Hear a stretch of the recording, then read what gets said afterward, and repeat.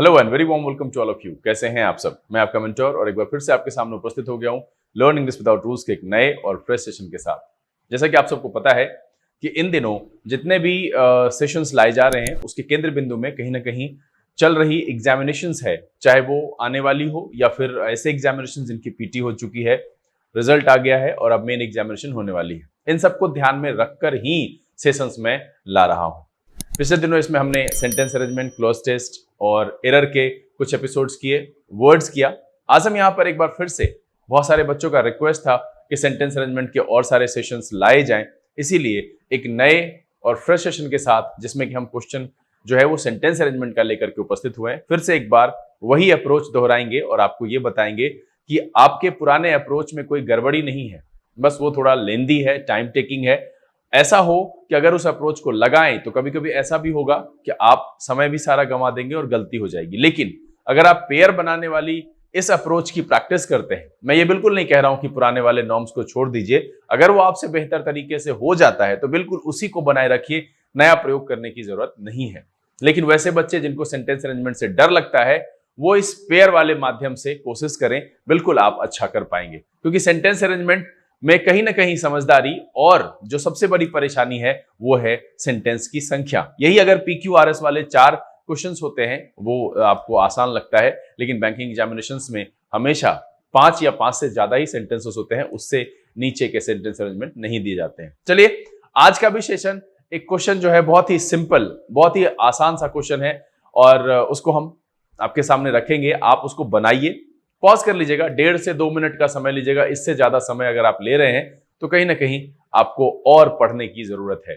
उसके बाद फिर हम एक्सप्लेनेशन आपके सामने रखेंगे। आप ये देखिए कि उसमें मैंने शब्दों को कैसे चुना है, कौन कौन से की फैक्ट्स, मेन पॉइंट्स मैंने अंडरलाइन किए हैं और उसको कनेक्ट करके पेयर बनाया है। सेशन को शुरू करेंगे। नोटबुक और पेन लेकर के तैयार हो जाइए। देखते हैं कि आज कौन सा सेंटेंस अरेंजमेंट है और आप में से कितने लोग इसको सफलतापूर्वक बना पाते हैं। चलिए देखा जाए।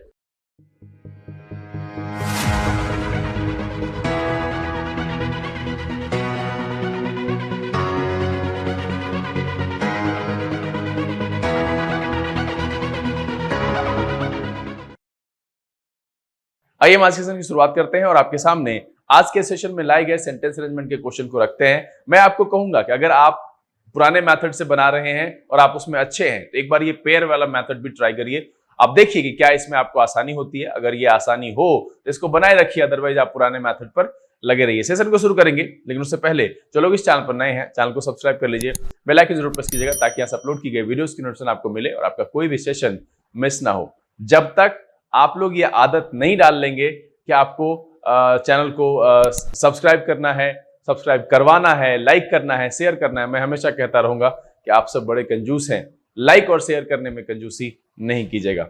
चलिए, यहां पर आज के सेशन का जो सेंटेंस अरेंजमेंट का क्वेश्चन है वो हम आपके सामने रखेंगे, लेकिन उससे पहले आपको पता है कि हम यहां पर एक थॉट से आज का सेशन की शुरुआत करते हैं। तो इसमें जो यहां कहा गया है कि देखिए, life is like a 10 speed bicycle, मतलब है कि ऐसी साइकिल है जिसमें 10 स्पीड गियर है। Most of us have gears we never use, है ना। कहता है कि life is like a 10 speed bicycle, हमारी जिंदगी जो है ना वो 10 गियर वाली जो साइकिल होती है वो है। लेकिन हम क्या करते हैं, most of us have gears, हम सबके पास गियर्स होते हैं, वी नेवर यूज, मतलब यह है कि हम अपनी क्षमता को हमेशा अंडरस्टिमेट करके चलते हैं। हम आशंकाओं में और जो है हमारी जो अवश्यंभावी सोच है जो कहीं ना कहीं हमें ये कहते अगर नहीं हुआ तो आपको बस करना चाहिए। वैसे भी गीता में ये कहा गया है कि कर्मण्येवाधिकारस्ते मा फलेषु कदाचन, मतलब आप अगर अच्छा काम कर रहे हैं तो फल की चिंता मत कीजिए, वो ऊपर वाला देख लेगा कि फल के साथ क्या होना है, कैसे होना है, और अगर आप अच्छा करेंगे तो बिल्कुल अच्छा होगा। इसीलिए ये जो कोट है ये कहीं ना कहीं है कि हम अपनी पूरी क्षमता का प्रयोग कभी नहीं करते हैं। हम डरते हैं या और किसी वजह से अपने पूरे 10 गियर का इस्तेमाल नहीं करते हैं और जिस वजह से कहीं ना कहीं हम जो है पीछे रह जाते हैं, हम असफल रह जाते हैं। इसीलिए आप अपनी संभावनाओं को तलाशिए और उसका प्रयोग जरूर कीजिए। चलिए, आज के सेशन का सवाल आपके सामने है और मैं यही कहूंगा कि आप वीडियो को यहां पर पॉज कर लीजिए आराम से समझ लीजिए 1.5 से 2 मिनट, इससे ज्यादा नहीं। क्वेश्चन ज्यादा टफ नहीं है, आसानी से इसको कनेक्ट किया जा सकता है, पेयर बनाया जा सकता है। तो इसीलिए आप इसको पढ़िए, बनाइए, उसके बाद फिर हम एक्सप्लेनेशन आपके सामने रखेंगे, तो आप उसको देखिए, समझिए।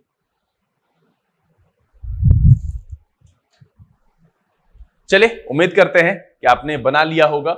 अब यहां पर हम एक एक करके जैसा पढ़ते थे वैसे ही पढ़ करके इसमें हम जो मेन पॉइंट्स है, जो की फैक्ट्स है, उसको ढूंढने की कोशिश करेंगे। कह रहा है कि data from the internet and mobile association of India has confirm that 66 million internet users in India are in the age group of 5 to 11 years। अब देखिए 5 to 11 years का मतलब क्या है? चिल्ड्रन, है ना। 5 to 11 years का मतलब है चिल्ड्रन, ठीक है।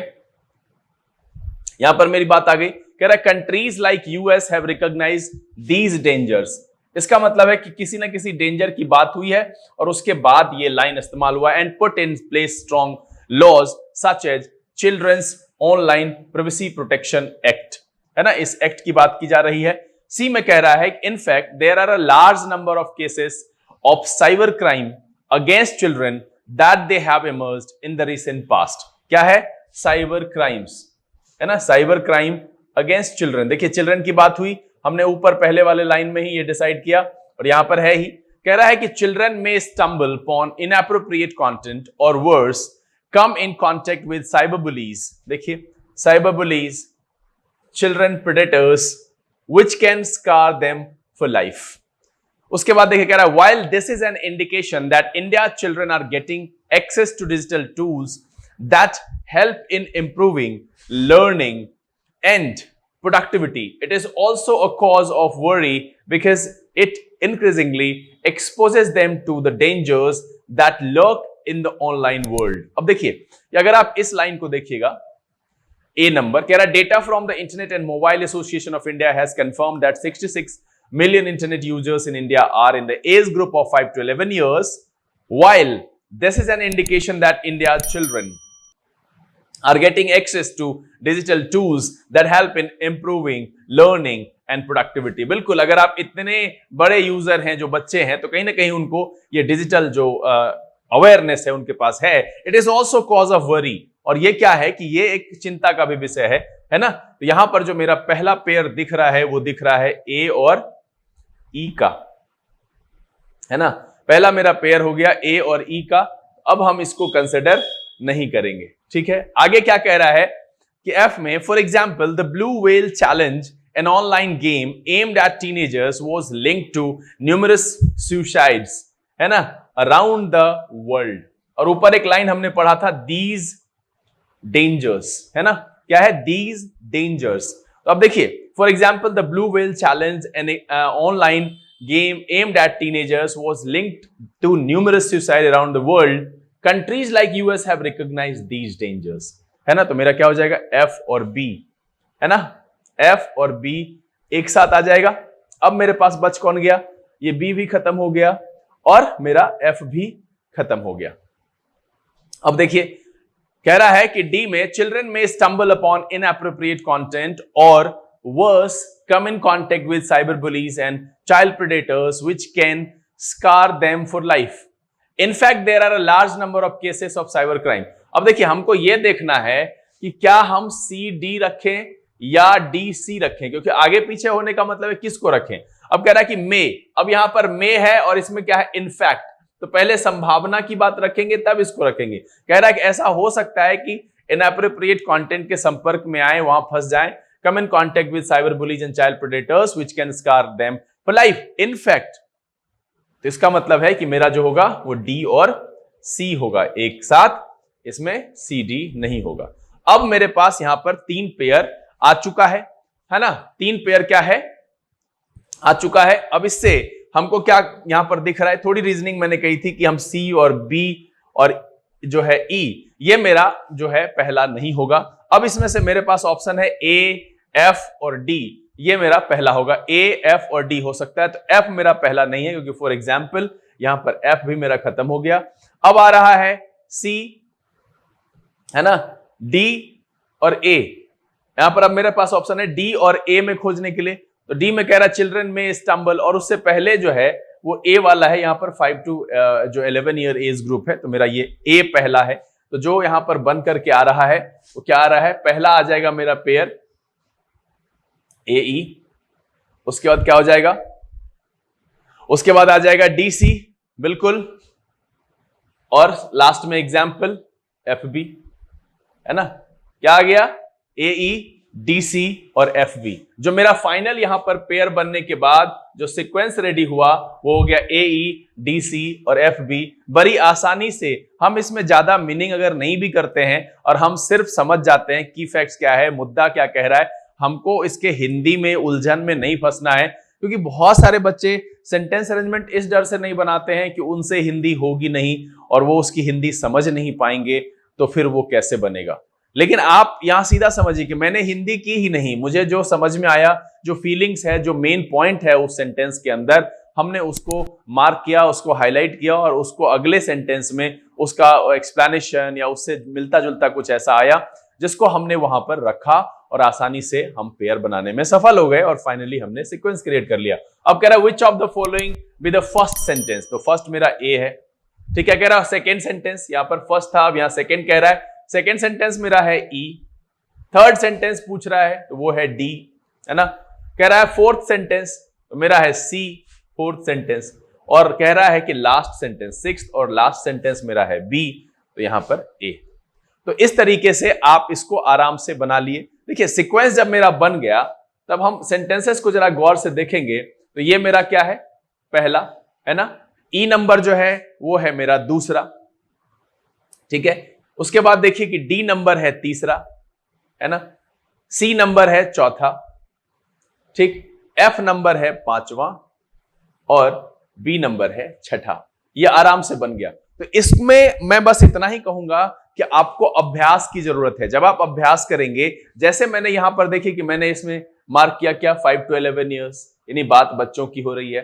फिर हमने देखा कि भाई दीज डेंजर्स, इसका मतलब है कि अब ये प्रोनाउन है, कहीं ना कहीं किसी को सूचित करने के लिए लिखा गया है, पहले से कोई चर्चा होगी। फिर हमको क्या दिखा, ब्लू व्हेल चैलेंज, ये गेम था, और इसका डेंजर क्या दिखा, numerous suicide around the world. ये जो दीज डेंजर्स के लिए है इससे ही कनेक्टेड है। तो हम आसानी से यहां पर ये समझ पाए कि किसके पीछे कौन सा है। ऐसे अगर हम सिंगल सिंगल ढूंढने जाते तो वो थोड़ा सा लेंदी हो जाता है और आपका समय बहुत ज्यादा ले लेता है।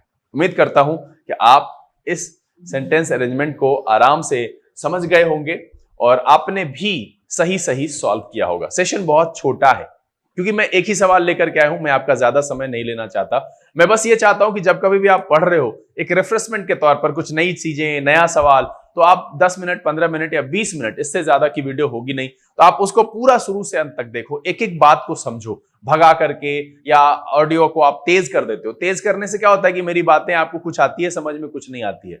जब धीरे धीरे उसको आराम से पढ़ेंगे, पढ़ना है, सीखना है, ताकि आप उसको आगे कर सके। हमेशा ये उद्देश्य रखिए कि जब हम कुछ देखते हैं या जब हम कुछ पढ़ते हैं तो वो हमारे अंदर आ जाए, ताकि हम आगे जब सवाल बनाएं तो कर पाए। गंभीरता बहुत जरूरी है, सिंसियरिटी होनी बहुत जरूरी है, और पर डे आपको प्रैक्टिस करना पड़ेगा। तो ऐसे सेंटेंस अरेंजमेंट आप दिन में 2 कर सकते हैं, कोई दिक्कत नहीं, आप करते रहो, और जहां दिक्कत हो मुझे लिख करके बताओ। उम्मीद करता हूं कि आज का ये सेशन, ये अप्रोच, ये वीडियो आपको पसंद आया होगा। अगर ये वीडियो अच्छा लगा आप इसे लाइक कर दें। अगर आपने चैनल सब्सक्राइब नहीं किया है प्लीज सब्सक्राइब कर लीजिए, बेल आइकन जरूर प्रेस कीजिएगा ताकि ऐसे अपलोड की गई वीडियोस की नोटिफिकेशन आपको मिले और आपका कोई भी सेशन मिस ना हो। समय यहां से बिता लेने का, लेकिन बहुत जल्द फिर हम इसी तरह के एक एपिसोड के साथ आपके सामने उपस्थित होंगे। तब तक के लिए आप घर में रहें, लेकिन जोर शोर से पढ़ते रहिएगा, समय बर्बाद नहीं कीजिएगा। लर्न इंग्लिश विदाउट रूल्स के से this is BK Singh signing off. Keep reading, keep practising. Thank you, God bless you.